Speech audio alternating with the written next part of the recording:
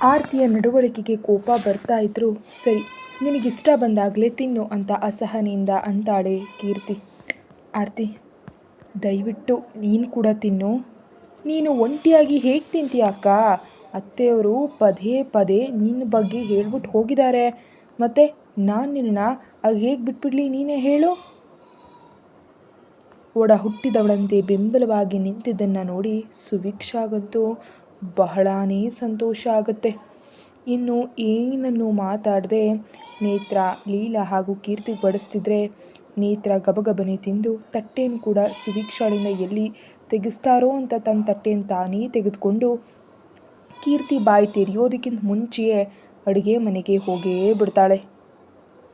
ಲೀಲಾ ಮಾತ್ರ ಕೀರ್ತಿಯೊಂದಿಗೆ ಸೇರಿ ನಿಧಾನವಾಗಿ ಅರ್ಧ ಗಂಟೆವರೆಗೂ ತಿಂದು ಕೈ ತೊಳ್ಕೊಂಡು ಬೇಕಂತಾನೇ ತಟ್ಟೆಯನ್ನು ಅಲ್ಲೇ ಬಿಟ್ಟು ಎದ್ದು ಹೋಗಿ ಹಾಲ್ನಲ್ಲಿ ಕೂತ್ಕೊಂಡ್ಬಿಡ್ತಾಳೆ. ಕೀರ್ತಿಯದ್ದು ಕೂಡ ಊಟ ಮುಗ್ದಿರೋದ್ರಿಂದ ಇನ್ನು ತಟ್ಟೆಯನ್ನು ತೆಗೆದು ನೀನು ತಿನ್ನಬಹುದು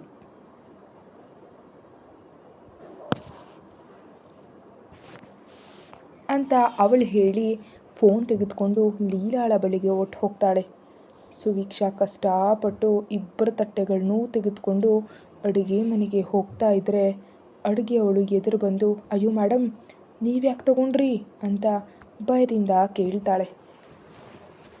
ಸುಭಿಕ್ಷಾ ಕಂಗೆಟ್ಟು ನೋಡ್ತಾ, ಈಗೇನಾಯ್ತಮ್ಮ ಅಂತ ಅಂತಿದ್ರೆ, ಅಯ್ಯೋ, ನಿಮ್ಮ ಕೈಯಲ್ಲಿ ಎಂಟ್ಲು ತಟ್ಟೆಗಳಿರೋದು, ಹಯಗ್ರೀವ್ ಸರ್ಗೇನಾದರೂ ತಿಳಿದುಬಿಟ್ರೆ ನಮ್ಮ ಪ್ರಾಣನೇ ತೆಗೆದುಬಿಡ್ತಾರೆ ಅಂತ ಆತಂಕದಿಂದ 2 ತಟ್ಟೆಗಳನ್ನ ತೆಗೆದುಕೊಂಡು ಅಡುಗೆ ಮನೆಗೆ ಓಡಿ ಹೋಗ್ತಾಳೆ. ನೇತ್ರ ಹೊರಗೆ ಬರ್ತಾ, ಅದಕ್ಕೆ ಮುಂಜಾಗ್ರತೆಯಾಗಿ ನನ್ನ ತಟ್ಟೆಯನ್ನು ನಾನೇ ತೆಗೆದುಕೊಂಡೆ ಅಕ್ಕ. ಮತ್ತೆ ಬಾವ ಬಂದಮೇಲೆ ಆ ಶಿಕ್ಷೆಗಳನ್ನ ತಡ್ಕೊಳ್ಳೋದು ನನ್ನಿಂದ ಆಗೋದೇ ಇಲ್ಲ ಅಂತ ಭಯದಿಂದ ಆಕೆ ಅಂತ ಇದ್ದರೆ, ಹಾಂ ನೇತ್ರ, ಆದಿತ್ಯ ಏನು ನೋಡಿಕೊಂಡು ಸುಮ್ಮನೆ ಇರೋದಿಲ್ವೇ ಅಂತ ಅಂತಾಳೆ. ಆದಿತ್ಯ ಏನಕ್ಕ, ಮಾವಯ್ಯ ಅಡ್ಡ ಬಂದರೂ ಕೂಡ ಭಾವನ ಕೋಪವನ್ನು ತಡೆಯೋದಕ್ಕೆ ಸಾಧ್ಯನೇ ಇಲ್ಲ. ನಿಜಕ್ಕೂ ಭಾವ ಯಾರನ್ನು ಲೆಕ್ಕಿಸೋದೇ ಇಲ್ಲ. ಕೊನೆಗೆ ಅತ್ತೆಯವ್ರ ಮಾತನ್ನೂ ಕೂಡ. ಹೌದಾ, ಯಾಕೆ ಹಾಗೆ? ಅದು ಚಿಕ್ಕಂದಿನಿಂದಲೂ ಅಷ್ಟೇ ಅಕ್ಕ. ಭಾವನ ವರ್ತನೆಯನ್ನು ಯಾರಿಂದನೂ ತಡೆಯೋದಕ್ಕಾಗೋದಿಲ್ಲ. ಅದಕ್ಕೆ ಮಾವಯ್ಯ ಯಾವುದನ್ನು ಆಜ್ಞೆ ಮಾಡೋದಿಲ್ಲ. ಹಾಗೆ ಅತ್ತೆಯವರು ಯಾವುದನ್ನು ಕೇಳೋದೂ ಇಲ್ಲ. ಅವ್ರಿಗೆ ಗೊತ್ತು, ಇವರು ಏನೇ ಹೇಳಿದ್ರು ಭಾವ ಅದಕ್ಕೆ ವಿರುದ್ಧವಾಗಿಯೇ ಹೋಗ್ತಾರೆ ಅಂತ. ಸೊ ಇವರು ಭಾವನ ಕೇಳೋದನ್ನೇ ಬಿಟ್ಟು ಭಾವನನ್ನು ಅನುಸರಿಸೋದಕ್ಕೆ ಪ್ರಾರಂಭಿಸಿದ್ರು ಅಂತ ಆಕೆ ನಗ್ತಾ ಇದ್ದರೆ, ಹಯಗ್ರೀವನ ವ್ಯಕ್ತಿತ್ವವನ್ನು ಕೇಳಿ ದಿನದಿಂದ ದಿನಕ್ಕೆ ಹೆಚ್ಚು ಹುಚ್ಚಿಡ್ದಂಗೆ ಆಗೋಗ್ತಿದೆ ಸುಭಿಕ್ಷಾಗೆ. ನಿಜವಾಗಿ ಹುಚ್ಚಾಸ್ಪತ್ರೆಗೆ ಹೋಗ್ತೀನ ನಾನು ಅಂತ ಯೋಚಿಸ್ತಾ, ಸರಿ ನೇತ್ರ, ಈ ವಿಷಯವನ್ನು ಆತನ ಹತ್ರ ಹೇಳಬೇಡ್ವೆ ಅಂತ ನೇತ್ರಾಗಿ ಹೇಳಿ ಆರತಿಯ ಬಳಿಗೆ ಬಂದು ಕೂತ್ಕೊಳ್ತಾಳೆ. ಆರತಿ ತಲೆ ಹಿಡ್ಕೊಂಡು ಕೂತಿದ್ದನ್ನು ನೋಡಿ ಕಂಗೆಟ್ಟು, ಆರತಿ, ತಿನ್ನೋದಕ್ಕೆ ಈಗ ಪ್ರಯತ್ನ ಮಾಡೋಣವಾ ಅಂತ ತಟ್ಟೆಯನ್ನು ಸರಿಸ್ತಾಳೆ. ಆರತಿ ಸಾವರಿಸ್ಕೊಳ್ತಾ, ಸರಿ ಅಕ್ಕ ಅಂತ ತಾನೇ ಸುಭಿಕ್ಷಾಗೆ ಬಡಿಸಿ ತನಗೂ ಹಾಕ್ಕೊಂಡು ನೇತ್ರ ಹೇಳೋ ಮಾತುಗಳನ್ನ ಕೇಳ್ತಾ ತಮ್ಮ ಊಟವನ್ನು ಮುಗಿಸಿ, ಸರಿ ಅಕ್ಕ, ಹೋಗಿ ಸ್ವಲ್ಪ ಹೊತ್ತು ರೆಸ್ಟ್ ತಗೋ ಅಂತ ಹೇಳ್ತಾಳೆ. ಹಯಗ್ರೀವ್ ಕೂಡ ಅದನ್ನೇ ಹೇಳಿದ ನೆನಪಾಗಿ ಸರಿ ಅಂತ ಮೌನವಾಗಿ ಮೆಟ್ಟಿಲುಗಳ ಬಳಿ ಹೋಗ್ತಾ ಇದ್ದರೆ, ಸುಭಿಕ್ಷಾ ಬಾ ಅಂತ ಕರೀತಾಳೆ ಲೀಲಾ. ಕ್ಷಮಿಸಿ ಲೀಲಾ ಅವರೇ, ಸ್ವಲ್ಪ ಕಣ್ಣು ಉರಿತಾ ಇದೆ, ಸ್ವಲ್ಪ ಹೊತ್ತು ಮಲ್ಕೊಳ್ತೀನಿ ಅಂತ ಹೇಳಿ ಮೆಟ್ಟಿಲು ಹತ್ತಿ ಮೇಲಕ್ಕೆ ಹೋಗ್ಬಿಡ್ತಾಳೆ. ಕೊಠಡಿಗೆ ಹೋಗುವಾಗ ಮೂಲೆಯಲ್ಲಿರುವಂತಹ ಬಾರ್ ಹತ್ರ ನಿಂತು ಒಳಗಡೆ ಕಾಣಿಸ್ತಾ ಇರುವಂಥ ಮದ್ಯದ ಬಾಟಲಿಗಳನ್ನ ನೋಡ್ತಾ ಗಾಜಿನ ಬಾಗಿಲಿನ ಮೇಲೆ ಕೈ ಇಟ್ಟು ಹುಟ್ಟು ಹಬ್ಬದ ದಿನ ಹಯಗ್ರೀವ್ ವೈನ್ ಹಿಡಿದು ಶುಭಾಶಯಗಳನ್ನ ಹೇಗೆ ಹೇಳಬೇಕಂತ ಮುತ್ತಿಡೋದು ಆಕೆಗೆ ನೆನಪಿಗೆ ಬರುತ್ತೆ.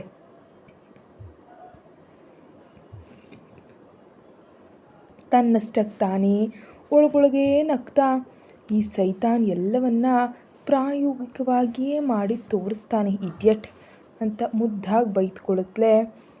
ಹೌದು, ಇಲ್ಲಿಗೆ ಯಾರೂ ಬರೋದಿಲ್ವಲ್ಲ ಯಾಕೆ? ಆ ಒಬ್ಬ ಪಿಶಾಚಿನ ಹೊರತುಪಡಿಸಿ. ಮತ್ತು ಉಳಿದವರಿಗೆ ವೈನ್ ಬೇಕಾಗೋದಿಲ್ವಾ? ಹಾಗಾದರೆ ಸಂಜೆ ಒಂದು ಬಾಟಲಿನ ತೆಗೆದು ನೇತ್ರ ಮತ್ತು ಆರತಿ ಕುಡಿಸಿ ನಾನು ಕೂಡ ಸ್ವಲ್ಪ ಕುಡಿತೀನಿ. ಹೇಗೂ ವೈನ್ ಆಗಿರೋದ್ರಿಂದ ಖಂಡಿತವಾಗಿ ಚೆನ್ನಾಗಿರುತ್ತೆ ಅಂತ ಅಂದ್ಕೊಳ್ತಾ ಕೊಠಡಿ ಹತ್ರ ಹೋಗಿ ಪಾಸ್ವರ್ಡನ್ನು ನಮೂದಿಸಿ ಬಾಗಿಲನ್ನು ತೆರೀತಾಳೆ. ಬಾಗಿಲು ತೆರೀತಾ ಇದ್ದಂತೆ ಕಾಣಿಸ್ತಿರೋ ಹೈಗ್ರೀವನ ಭಾವಚಿತ್ರವನ್ನು ನೋಡಿ ಇದಕ್ಕೆ ಮೊದಲು ಪರದೆಯನ್ನು ಹಾಕಬೇಕು, ಇಲ್ದಿದ್ರೆ ಹುಚ್ಚು ಹಿಡಿಯುತ್ತೆ ಅಂದ್ಕೊಂಡು ಬಾಗಿಲನ್ನು ಹಾಕಿ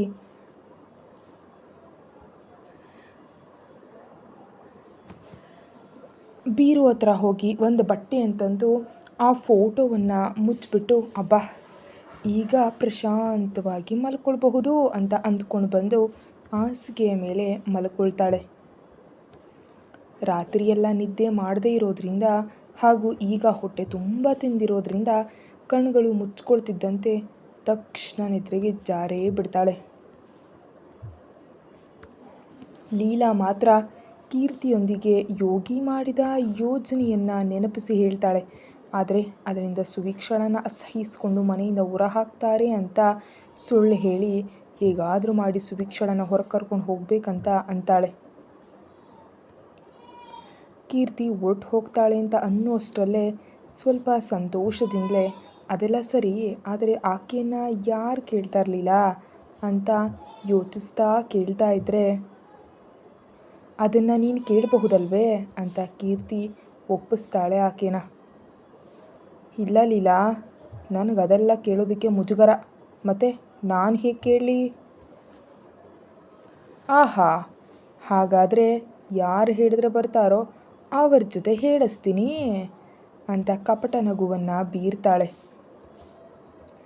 ಅಂದರೆ ಆರತಿ ಜೊತೆನಾ? ಹೌದು.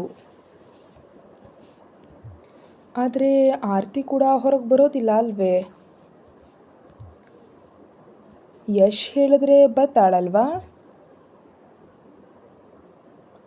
ಆದರೆ ಭಾವ ಒಪ್ಪೋದಿಲ್ವೇನೋ ಇದಕ್ಕೆಲ್ಲ. ನಾನು ಹೇಳಿದ್ರೆ ಅವನು ಖಂಡಿತ ಒಪ್ತಾನೆ. ಹಾಗಾದರೆ ಅಮ್ಮ ಅಪ್ಪ ಬರೋದ್ರ ಒಳಗಡೆ ಇದೆಲ್ಲ ನಡೆದು ಹೋಗ್ಬಿಡ್ಬೇಕು. ಇಡಿಯಟ್, ಅವರಿಗಿಂತ ಮುಂಚೆ ಹಯಗ್ರೀವ್ ಬರೋದ್ರೊಳಗೆ ನಾನು ಮಾಡಬೇಕಾದ್ದನ್ನೆಲ್ಲ ಮಾಡಬೇಕು, ಇಲ್ದಿದ್ರೆ ಅಪಾಯದಲ್ಲಿ ಸಿಲ್ಕೊಂಡ್ಬಿಡ್ತೀವಿ ಅಂತ ಮನಸ್ಸಲ್ಲಿ ಅಂದ್ಕೊಂಡು ಓಕೆ ಕೀರ್ತಿ, ಕೆಲಸ ಮುಗೀತು ಅಂತ ಬೆರಳನ್ನು ತೋರಿಸ್ತಾಳೆ.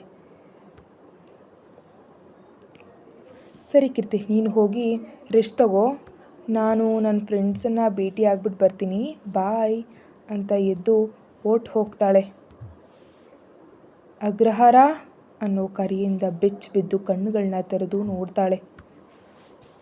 ಯಾರು ಇಲ್ದಿದ್ದ ಕಾರಣ ಸಣ್ಣಗೆ ನಿಟ್ಟುಸಿರನ್ನು ಬಿಟ್ಟು ಎದ್ದು ಕೂತು ಮೊಣಕಾಲುಗಳ ಮೇಲೆ ತಲೆಯನ್ನು ಇಟ್ಕೊಳ್ತಾಳೆ. ಕಣ್ಣುಗಳು ಮುಚ್ಕೊಳ್ತಿದ್ದಂತೆ ಆಕೆಯನ್ನು ಮಡಿಲಲ್ಲಿ ಕೂತ್ಕೊಳ್ಳುವಂತೆ ಮಾಡಿ ಮಾತುಗಳನ್ನ ಹೇಳ್ತಾ ಇರೋ ಹಯಗ್ರೀವ್ ಕಾಣಿಸಿ, ಛೇ ಯಾಕೆ ಹೀಗಾಗ್ತಿದ್ದೀನಿ, ಆ ಪಿಶಾಚಿ ನೀನು ನನಗಿಷ್ಟ ಇಲ್ಲ, ಇಷ್ಟನೇ ಇಲ್ಲ ಅಂತ ಬೊಬ್ಬೆ ಹೊಡಿತಾಳೆ. ಬಹಳ ಹೊತ್ತು ಹಯಗ್ರೀವನ ಆಲೋಚನೆಗಳಿಂದ ಉಸಿರುಗಟ್ಟಿದಂತಾದ ಸುವೀಕ್ಷಾ ಸಂಜೆ ಆಗ್ತಿರೋದ್ರಿಂದ ಸ್ನಾನ ಮಾಡಿ ಪೂಜೆ ಮಾಡೋದಕ್ಕೆ ಕೆಳಗಡೆ ಬರ್ತಾಳೆ. ಹಾಲ್ನಲ್ಲಿ ಕೂತಿರೋ ನೇತ್ರ, ಅಕ್ಕ ಯಾಕೆ ಹಾಗಿದೆಯಾ ಅಂತ ಕೇಳ್ತಾಳೆ ಸುವೀಕ್ಷಾಳನ್ನು ನೋಡಿ. ಏನಿಲ್ಲ ನೇತ್ರ, ಸ್ವಲ್ಪ ಹೆಚ್ಚು ಸಮಯ ನಿದ್ದೆ ಮಾಡಿದೆ ಅಲ್ವಾ, ತಲೆಯೆಲ್ಲ ಸ್ವಲ್ಪ ಮಂಕಾಗ್ಬಿಟ್ಟಿದೆ ನನಗೆ.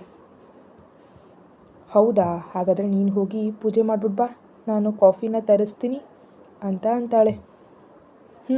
ಸರಿ ಅಂತ ಪೂಜೆ ಕೊಠಡಿಗೆ ಹೋಗಿ ತುಂಬಾ ನಿಷ್ಠೆಯಿಂದ ಪೂಜೆ ಮಾಡಿ ಮನಸ್ಸೆಲ್ಲ ಗೊಂದಲಮಯವಾಗಿದೆ ಅಂತ 10 ನಿಮಿಷಗಳ ಕಾಲ ಶಿವ ಆರಾಧನೆ ಮಾಡ್ತಾ ಅಲ್ಲೇ ಕೂತು ಮನಸ್ಸು ಸ್ವಲ್ಪ ಸ್ಥಿಮಿತಕ್ಕೆ ಬಂದಮೇಲೆ ಮತ್ತೆ ಹಾಲಿಗೆ ಬಂದು ಕೂತ್ಕೊಳ್ತಾಳೆ. ಸುವೀಕ್ಷಾ ಬರ್ತಿದ್ದಂತೆ ಕೆಲಸದವಳು ಕೂಡ ಕಾಫಿ ಕಪ್ಗಳನ್ನ ಹಿಡ್ಕೊಂಡು ಬರ್ತಾಳೆ. ಅಕ್ಕ ತಗೋ ಅಂತ ಸುವೀಕ್ಷಾಗೆ ಒಂದನ್ನು ಕೊಟ್ಟು ನೇತ್ರ ಇನ್ನೊಂದನ್ನು ತೆಗೆದುಕೊಳ್ತಾಳೆ. ಸುಭಿಕ್ಷಾ ಕಾಫಿ ಕುಡಿತ್ಲೆ. ಆರತಿ ಇನ್ನೂ ಬರಲಿಲ್ವೇ ನೇತ್ರ, ಕಾಣಿಸ್ತಾ ಇಲ್ಲ ಅಂತ ಕೇಳ್ತಾ ಇದ್ರೆ, ಇನ್ನೆಲ್ಲಿ ಆರತಿ ಅಕ್ಕ, ಯಶ್ ಬಾವ ಬಂದಿದ್ದಾರಲ್ವಾ, ಅದಕ್ಕೆ ಕೊಠಡಿಗೆ ಹೋಗಿದ್ದಾಳೆ. ಹೌದಾ, ಆದರೆ ಯಶ್ ಅವರು ಬೇಗ ಬರೋದಿಲ್ಲ ಅಲ್ವೇ ನೇತ್ರ? ಅದೇ ಅಕ್ಕ, ಅತ್ತೆಯವರು ಬೆಳಗ್ಗೆ ಹೇಳಿದರು ತಾನೇ, ಬಾವ ಅವರೆಲ್ಲರೂ ಬೇಗ ಬರೋದಕ್ಕೆ ಹೇಳಿದರು. ಸಮಯ 6 ಗಂಟೆ ಆಗ್ತಿರೋದ್ರಿಂದ ಯಶ್ ಬಾವ ಬಂದುಬಿಟ್ಟಿದ್ದಾರೆ. ಮತ್ತು ಆದಿತ್ಯ ಅವರು, ಮುರಾರಿ ಅವರು ಕೂಡ ಬರ್ತಾರಂತೆ, ಅರ್ಧ ಗಂಟೆಯಲ್ಲಿ ಮನೆಯಲ್ಲಿರ್ತಾರೆ. ಹೌದಾ, ಹಾಗಾದರೆ ಇಂದು ನಾನು ಊಟಕ್ಕೆ ಕೆಳಗೆ ಬರೋದಿಲ್ಲ ಅಂತ ಯಶ್ ಇರ್ತಾನೆಂಬ ಯೋಚನೆಯಲ್ಲೇ ಅಂತಾಳೆ. ಯಾಕಕ್ಕ?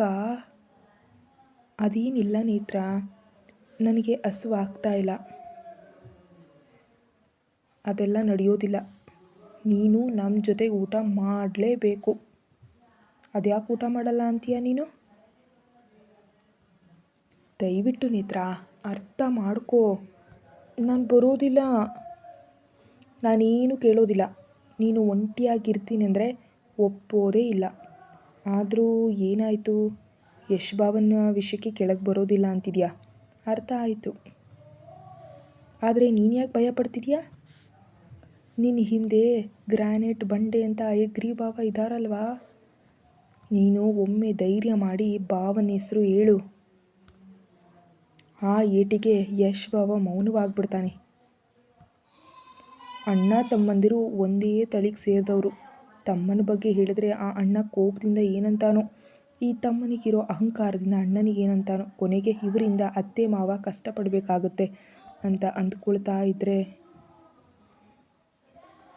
ಅಕ್ಕ ಏನೇನೋ ಯೋಚಿಸ್ತಿದ್ಯಾ ಅಂತ ಅವಳನ್ನ ತಟ್ಟಿ ಕರೀತಾಳೆ. ಅದೇ ನೇತ್ರ, ನಾನು ಆರತಿ ಬಗ್ಗೆನೇ ಯೋಚಿಸ್ತಾ ಇದ್ದೆ. ಆರತಿ ವಿಷಯನಾ? ಹಾಗಾದರೆ ನೀನೇ ಊಟಕ್ಕೆ ಕೆಳಗೆ ಬರಬೇಕು. ಮಲ್ಕೊಂಡಿದ್ದೆ, ಪಾಪ ಆರತಿ ಯಾವುದೋ ಬೇಸರದಲ್ಲಿದ್ದಾಳೆ, ಅದೇನಂತ ತಿಳ್ಕೊಳ್ಳೋದಕ್ಕಾಗಲೇ ಇಲ್ಲ ನನಗೆ ಅಂತ ಮನಸ್ಸಿನಲ್ಲಿಯೇ ಬೈದ್ಕೊಳ್ತಾ ಕಾಫಿ ಕುಡಿತಾ ನೇತ್ರ ಹೇಳೋ ಕತೆಗಳನ್ನ ಕೇಳ್ತಾ ಇದ್ದಾಳೆ.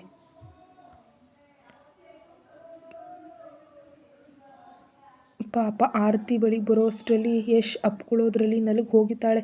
ಕಣ್ಣೀರನ್ನು ನುಂಗ್ಕೊಳ್ತಾಳೆ ಆರತಿ. ಯಶ್ ಮಾತ್ರ ಸ್ವಲ್ಪನೂ ದಯೆ ತೋರಿಸ್ದೆ ಆರತಿಯನ್ನು ಗೋಡೆಗೆ ಒತ್ತಿ ಹಿಡಿದು ಮುತ್ತಿನಿಂದಲೇ ಪ್ರಾಣ ತೆಗೆಯುವಂತೆ ಆಕೆ ತುಟಿಗಳು ಗಟ್ಟಿಯಾಗಿ ಬಿಗಿದು ಉಸಿರಾಡೋದಕ್ಕೂ ಆಗದ ರೀತಿಯಲ್ಲಿ ಮಾಡಿಬಿಟ್ಟಿರ್ತಾನೆ ಪಾಪ ಆಕೆಯನ್ನು.